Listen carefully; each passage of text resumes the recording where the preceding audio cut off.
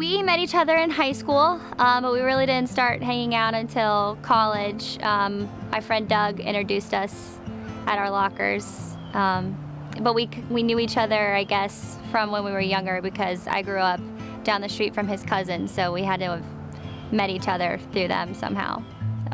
So. We'd see each other out kind of from time to time at parties through mutual friends, but it wasn't until the winter break of our freshman years of college we had our first actual meeting. We were at a party. It was a New Year's Eve party at my cousin's house, and we started talking a lot that night, and we ended up sharing our first kiss at midnight. So that was kind of the first moment when that was like our first moment together, I feel like. I thought he was really cute. He's really funny, very tall, and he was actually kind of quiet and reserved for, I guess, what I've heard of him, you know, what his reputation had preceded him to be. But yeah, very nice, very funny, always had me laughing, so that was good. Well, the first thing you notice, obviously, is that she is so beautiful and, you know, great smile and beautiful eyes. And just talking to her, you know, she's very engaging. You can tell when she's really looking at you that she's interested in what you're saying. And you can just tell by talking to her that she's such a caring, you know, loving person, loves her family so much. Just, you know, she made a very strong first impression. We can put it that way. We started dating the summer going into our sophomore year of college. Started dating over the summer. We had been talking, you know, online every once in a while. He's gonna say that I hit him up on Facebook, but it's not true. But then, yeah, it was kind of like a summer romance. We just started hanging out in groups, and then it went on from there. Our first date was at a P.F. Chang's. I probably had scallops, and because I always get the same thing there, and I can't remember what she had. I wasn't paying attention to her food, mostly to her. But you know, once I met her family and got over the nerves a little bit, we had a real nice dinner and really enjoyed it. You know, talked a lot. Thought we really hit it off.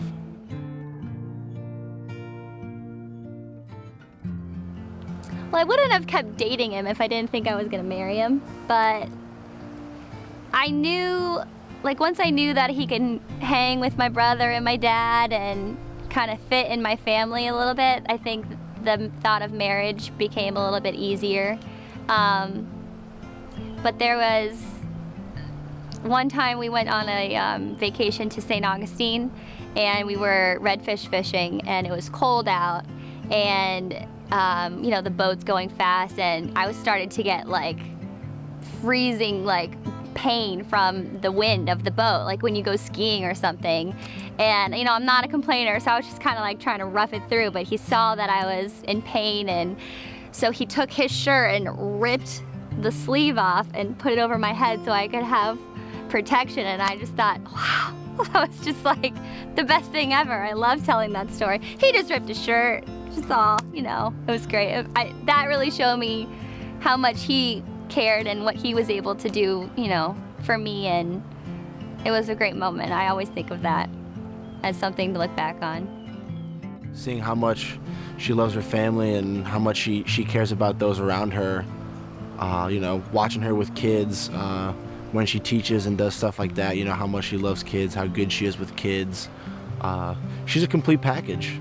She's the, you know, I always tell my friends that she's the real deal. You know, I really can't find a flaw in there. So just, I would say what made me want to marry her is kind of the same thing that made me fall in love, just a combination of all her attributes, just kind of, you know, mixed together in one wonderful person.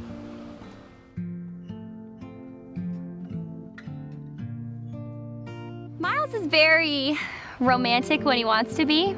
And again, in that St. Augustine trip, we were walking around the town area, and there was a guy playing guitar on the side of the street, and our whole relationship, we kind of have Van Morrison as like our theme songs to our relationship, like, and he started playing one of the Van Morrison songs as we were walking by, like right as we started walking by him, and it was kind of like a little like universe like nudge, and so he grabbed my hand and he asked me to dance, and we were dancing in the middle of the street with everybody walking by while this guy was singing one of the songs, so that was really memorable and very sweet. That Thanksgiving dinner that she made, I mean, she worked so hard to make, you know. I tried to help in the kitchen, but I'm not half the cook that she is, and she went so far, and, you know, she got the turkey and the sweet potatoes and all the fixings and the stuffing, and it was wonderful. It was just, you know, us two in a small little apartment, but one of my favorite Thanksgivings to date, just me and her in New York doing our thing, and we saw the Thanksgiving Day parade, and watching her eyes light up then, how excited she gets for the holidays and stuff like that is one of the things that I also love about her so much. Probably when he sees me walk down the aisle. I want to see his face. Like, I haven't told him anything about what I'm doing to my hair, my dress, anything like that, so I really want to see his reaction. And then dancing with my dad is going to be hard to get through. It's going to be a tearjerker for sure. Seeing her walk down the aisle, you know, obviously she's keeping the dress a secret. That's a big thing. You know, the groom doesn't get to see it, and I know she's gonna look so beautiful walking down the aisle in that dress. I just hope I can keep it together. You know, I told her that boys don't cry, so, but I don't know if I'll be able to hold back. You know, I just know that she's gonna be so happy, and seeing the joy on her face will be very exciting for me.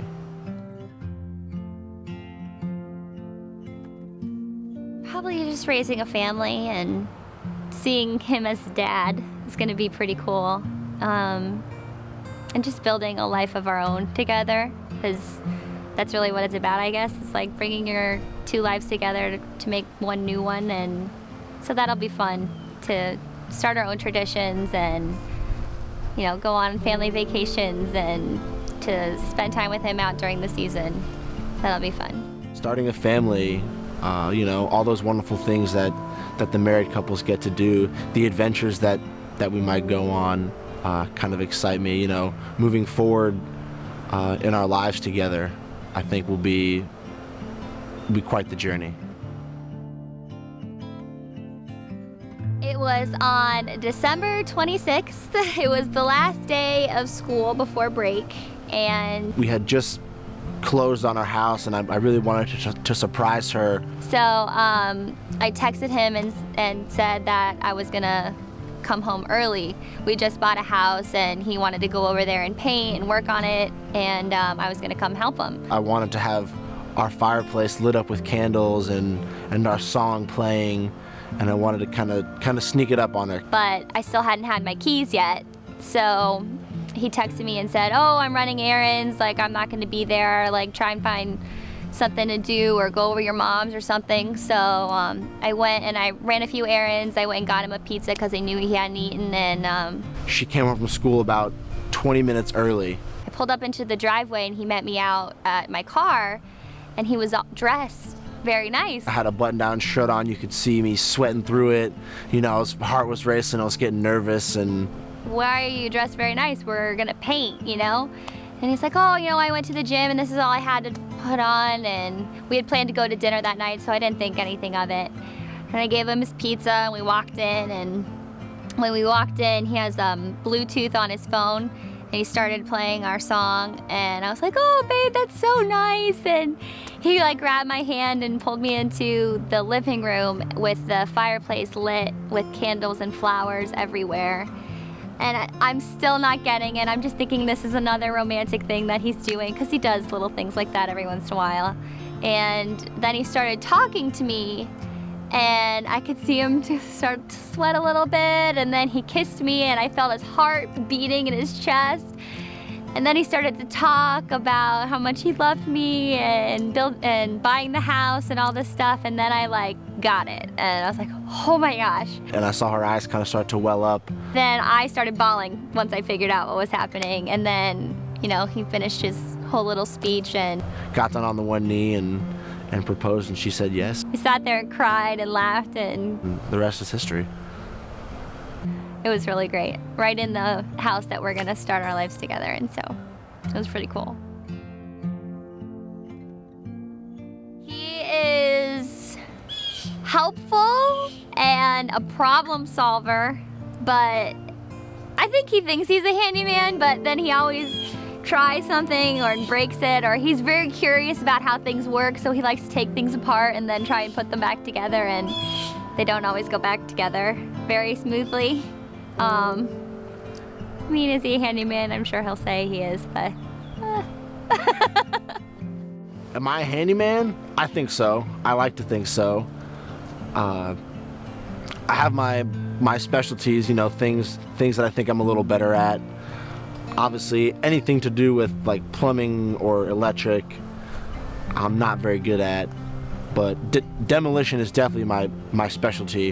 When we moved into the house, we got it tiled, and I decided, you know, to save a little bit of money, that I was gonna pull all the tile up myself. I had some help from my dad and one of my good friends, but you know, I was chipping away at tile for, you know, 8 hours one day, and then probably another good 4 or 5 hours the next day, and I figured anything that I can just break, that I'd be really good at. So I got to chip all that tile up. That was kind of fun. I tried to keep him involved, but with his schedule and being away, he couldn't really be, and his knowledge of weddings and what they entail and what you need to plan for is very limited. Like the other day, I was talking about the bridal party taking pictures after the ceremony during the cocktail hour, and he stopped me and he was all nervous, like, what about the groom meal party? And I was like, babe, there's no such thing as a groom meal party. So I had to explain that to him, but he's learning, you know, he's coming along, but he's supportive. That's the main thing. Like, as much as I do, I try and keep the stress off him during season, and he just tries to let me know that he's there for me anytime I need to vent or need that support from him. So that's his involvement in the wedding planning. Lauren, I just want to let you know that I love you so much, and I've been looking so forward to this day for the last year, and now that it's finally here, I can't be happier, and I couldn't be more excited to start our life together from this day forward and make it the best that we possibly can. And I love you very much. I love you, babe. I'm so happy to finally be your wife.